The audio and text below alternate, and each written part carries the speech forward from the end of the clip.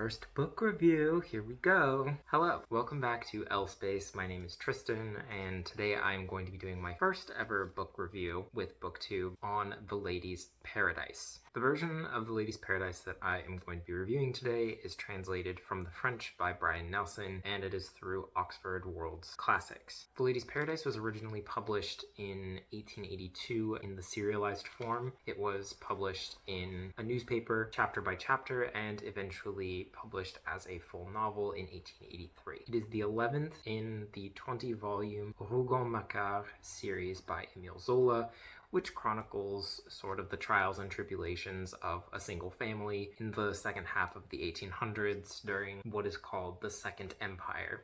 In general, he talks a lot about the modernization of Paris and the advent and march of modernity. Now, it's important to note that you do not need to read all of these books. You do not need to read them in order. You can pick and choose which one you want to read, and you will not really miss anything. The last thing to cover with the Rougon-Macquart series is that it is part of a movement called naturalism, which is a reaction against romanticism, and it employs more of a realist mode, so it attempts to recreate as best it can reality in the literary form. But more specifically, it's a form of determinism in that the circumstances and heredity of a particular family will determine the fate and the outcome for the characters within that family. Generally, characters in Zola's novels are embodiments of specific concepts, virtues, etc. So in this case, the novel talks about a woman named Denise Baudu, who is from the town in Normandy, Valognes, and she moves to Paris. She gets a job in a giant department store owned by Octave Mouret, who is a member of the Rougon-Macquart family. That's the line of continuity. That's all we really need to know. And for the purposes of the novel, Denise is very much the personification of temperance, and Mouret, on the other hand, is the embodiment and the personification of seduction. Now, Denise comes to Paris to call on her uncle because she and her two brothers, her teenage brother Jean and her very young brother Pepe, need a place to stay because their family in Valognes has died. So they come to Paris because Jean has an apprenticeship lined up and he's slated to go work as an apprentice. Denise is sort of counting on getting a job in her uncle's shop, and Pepe is just going to be put into a boarding house basically for young boys. She quickly finds out, however, that the draper, her uncle's draper shop, the Vieille Elbeuf, is not doing well because it is right across the street from the rapidly growing department store, The Lady's Paradise. Very early on, we get to see Denise captivated by The Lady's Paradise, its sparkling lights and cascading fabrics of many different colors and textures and varieties, and she's completely enthralled by it. And when she finds out that there is no work for her at the Vieille Elbeuf, she goes across the street and applies for a job there. She worked in textiles when she was in Valognes, so she decides that she's going to continue that work and apply for the job at The Lady's Paradise. The novel very much chronicles her coming of age, as well as her education as a businesswoman. In naturalism, Zola really tries to perform these literary experiments by placing characters with certain qualities in various situations and environments to see how the environments and situations affect people of those particular qualities. And so Denise goes through a variety of situations throughout the book. She starts off as being kind of a nervous and incompetent sales associate at The Lady's Paradise. When the slack season hits, she's let go, and she goes to work at a competing shop that is much, much smaller and unable to compete effectively with The Lady's Paradise. And after having developed her business sense in the small business, she returns to The Lady's Paradise and becomes a very successful head of a department, also known as the buyer. The story also chronicles Mouret's quest to become the largest, most successful department store in all of Paris. And keep in mind, this is kind of the first iteration of the department store that the world has really ever seen. And to give you a very explicit look into what Mouret is trying to do, this is a quote from the book. "Mouret's sole passion was the conquest of woman. He wanted her to be queen in his shop. He had built this temple for her in order to hold her at his mercy. So he wants to seduce women to exploit their economic resources and gain as much wealth from the pockets of his female clients. However, he is warned frequently by people in his circle that capital W woman will one day get her revenge.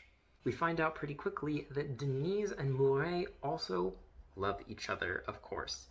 And to an extent, this book has an element of romance, though it is very much in the background and it is barely mentioned at all. So if you're going into this thinking that this is going to be a love story, you will be very disappointed. But it's true, they do indeed fall in love with each other. Mouret desperately wants Denise to be his lover.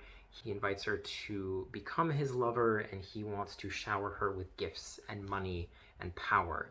But because Denise is the personification of temperance, she cannot be seduced by him, and he's driven mad by this. And he finds out that money cannot buy him love. So eventually we see, and this is a very typical romance trope, the chaste, pure, quiet, level-headed woman convincing the rich, rakish playboy to cast off his ways of vice and commit to marriage.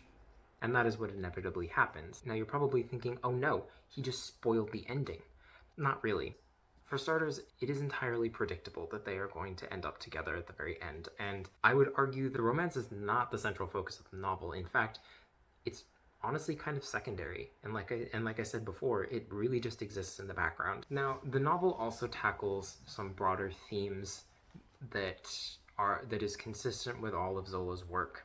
So the thing that he is examining in this book is the creation of the department store, the large-scale business model that he says, that he is arguing is the inevitable future of business. He makes the argument that the small mom-and-pop shops, the small boutiques, are antiquated and cannot provide for the needs of the modern society. And he shows this in a couple different ways.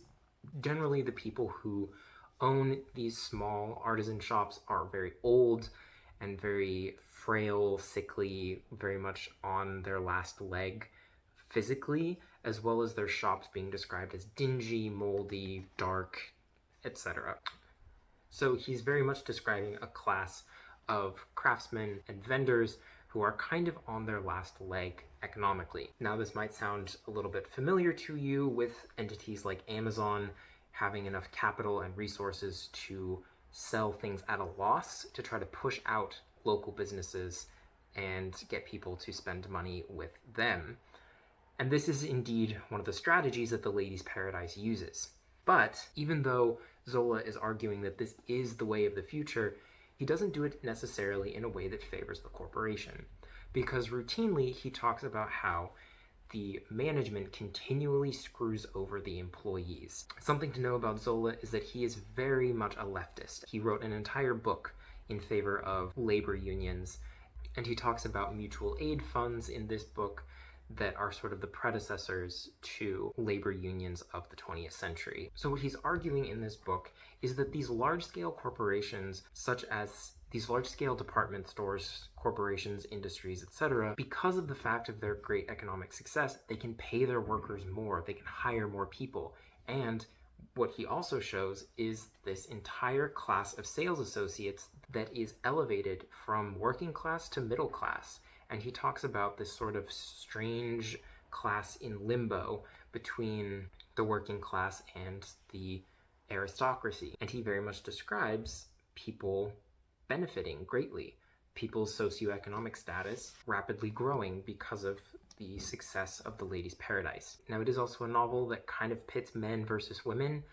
In the end, however, we kind of see him say that in order to have large-scale success, you need to have both of them work together. There are a lot of places in this novel that come across as quite sexist as well, talking about women's feeble sense of economy, the fact that they're easy to draw in to spend all of their money like moths to a flame. But at the same time, the novel is very conscious of the fact that women in this situation hold a lot of the power.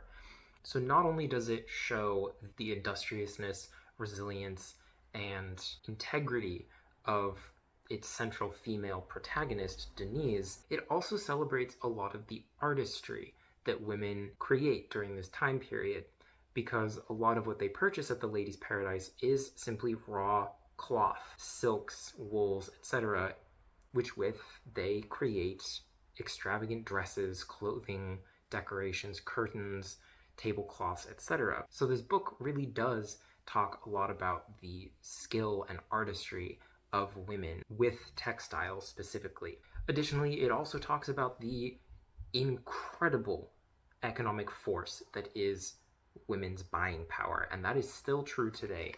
Women hold a great deal of economic power, and when you look at a lot of advertisements, who are they targeted toward? Women, plain and simple, because advertisers and companies know that women are the ones who drive the economy. And if we use this book as any sort of proof text, that has been true for a long time. So like I said, the book on the surface can seem to be a little bit sexist, but when you look down under the layers, it really does actually glorify and honor women and their contribution to society and their resilience and their artistic ability. So the other thing that Zola is very well known for is his ability to create these literary still lives, where he really paints a picture with his words. He is also widely considered to be what is called a literary impressionist, meaning he uses some of the same techniques that impressionist painters use, such as blurring the lines between objects, creating really vivid textures, playing with light and movement, and he does that with words. And so his descriptions of things are very vivid and very extravagant, and it is a delight to consume these descriptions because of how rich and extravagant they are. I say extravagant a lot because that's what it is. But let me read one example of one of these still lives, and you'll probably be able to see the light, the movement that he's capturing here. And so from 8 o'clock, the Ladies' Paradise blazed forth in the rays of bright sunshine, in all the glory of its great sail of winter fashions. Flags were waving at the door, woolen goods were flapping in the fresh morning air, enlivening the Place Gaillon with the hubbub of a fairground, and the windows along the two streets developed symphonies with their displays, the brilliant tones of which were further heightened by the clearness of the glass. It was an orgy of color, the joy of the street bursting out there, a wealth of goods openly displayed where everyone could go and feast his eyes. So his descriptions are very vivid, very vibrant, and full of life and movement and texture. Other examples, he will do things like talk about how he will use imprecise colors. So he will not say something is yellow, he will say something is yellowish. He will also say things were blurred or things were smudged, or he will say things came dappled in various colors. And so the artistry of his language, the artistic use of his language is very interesting and rewarding to take in, and that's one of the reasons why I love his book so much, is the sheer beauty of what he creates with language. Now, at some point I will go into a more detailed look into exactly what naturalism is and provide some more examples with some of the other books that I've read, but for the time being, those are my thoughts on The Ladies' Paradise. I hope that this has been an interesting look into this novel, and I hope that you also are maybe tempted to pick it up. Maybe Mouret has seduced you into picking it up. There's also a lot of drawing room drama that happens between lovers and exes, and petty drama between characters as well, along with the large scale things that are happening within the novel.